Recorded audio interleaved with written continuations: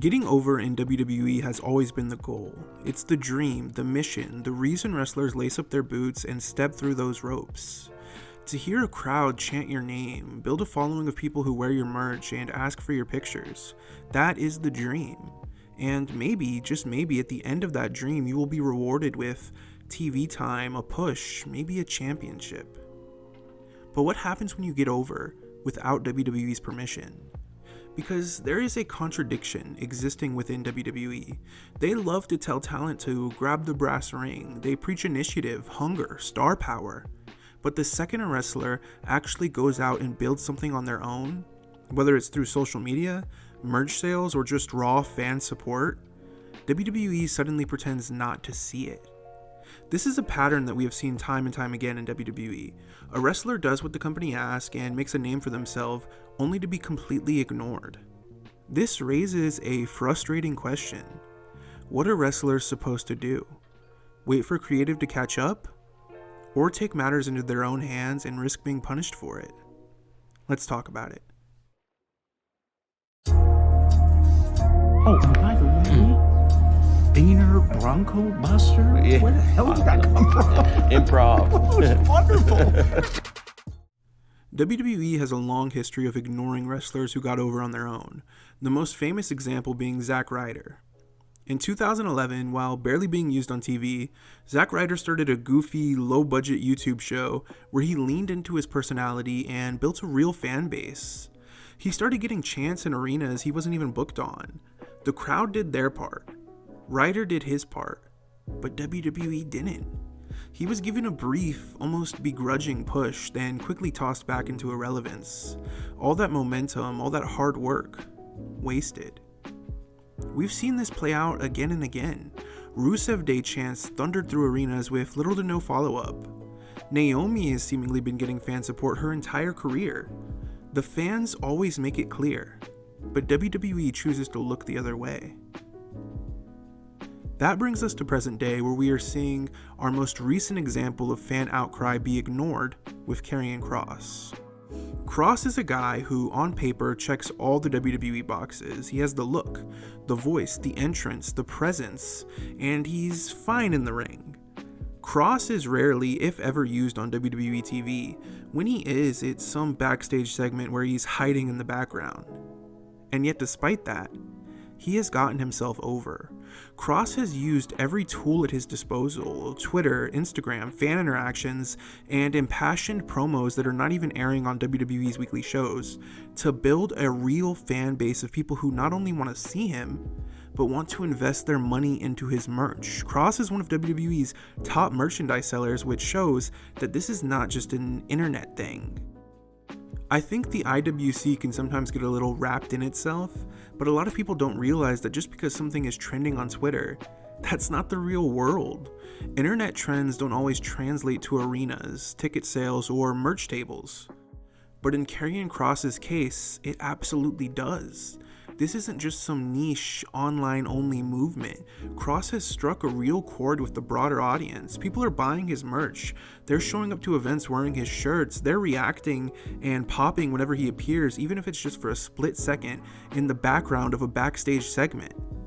That's not the internet echo chamber. That's a real-world connection. And yet, WWE seems completely indifferent to it. You know, we're headed to Money in the Bank, and I would be completely shocked if Kerrion Cross even has a qualifying match. That is insane to me. And I'm not saying Cross has to win the Money in the Bank. I'm not even saying he has to be in the match. But to not have someone so over be involved in the slightest, that's baffling. Some people will say, Karrion Kross is just not that good, or there are so many people who are better than him, how can we make room for him? And that honestly might be true. But here's the thing, I'm not even a fan of him. Karrion Kross honestly does nothing for me, but even I can recognize the connection and popularity he has built. Not capitalizing on it is idiotic. Just like Zack Ryder, just like Rusev, just like so many names before him, Kross is getting over without WWE's permission. And if history tells us anything, that might be more of a curse than a blessing. It raises the question, what does count? Because if fan interest, merch sales, and flat out effort don't, then what's the point of grabbing the brass ring at all? This is where things get frustrating. WWE constantly pushes the idea that wrestlers need to stand out, take initiative, and make themselves undeniable. We literally saw that at this past year's WrestleMania when Triple H said, "I don't give women the main event because they're women and it would look good. If they're in the main event, it's because they earned it. If they're not, it's because something else is resonating more." That's simply not true at all. It's literally a lie. Time and time again, when someone gets themselves over on their own, without creative's stamp of approval, WWE acts like it doesn't count. If it's not their idea, they don't want it to succeed. WWE has always had an obsession with controlling the narrative. They want to be the ones who decide who gets over and how it happens. The machine doesn't like being surprised, even by success. That's why someone like Kerrion Cross, who is succeeding on his own terms, doesn't get rewarded. He gets ignored. So what are wrestlers supposed to do? Sit around and wait? Hope that creative suddenly realizes they exist? That's not just a waste of potential, that's a slow death. Letting talent sit in catering, doing nothing, withering on the vine is far more damaging than letting them experiment. Let them cut their own promos, let them build followings, let them try. And maybe you're watching this thinking, well, it's just wrestling, it's just entertainment. Karrion Kross is getting paid, why should I care? It's not just wrestling, it's a job, it's a career. And the situation these wrestlers are in, it's not that different from the one you might be in at your own workplace.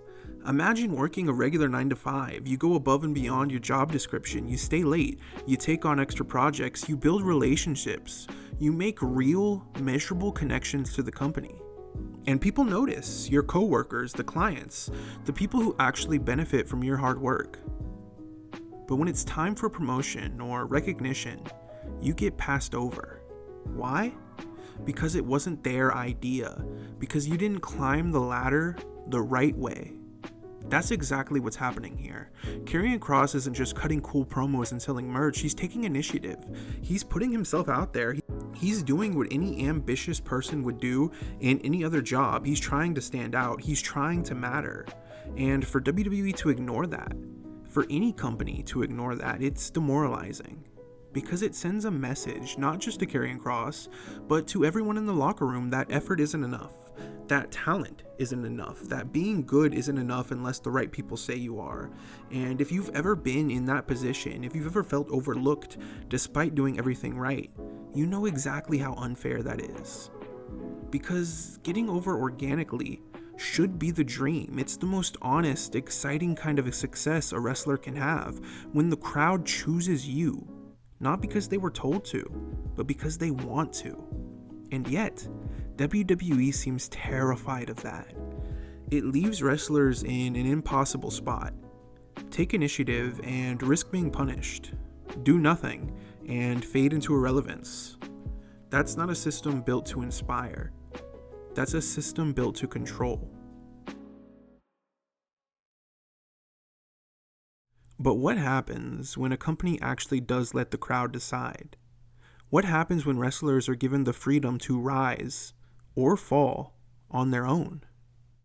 That is a very different story, and that's exactly what we're talking about next with AEW is the land of opportunity. Hello, boys. What? What is up? No. Wait, guys, wait, check me out. Wait, here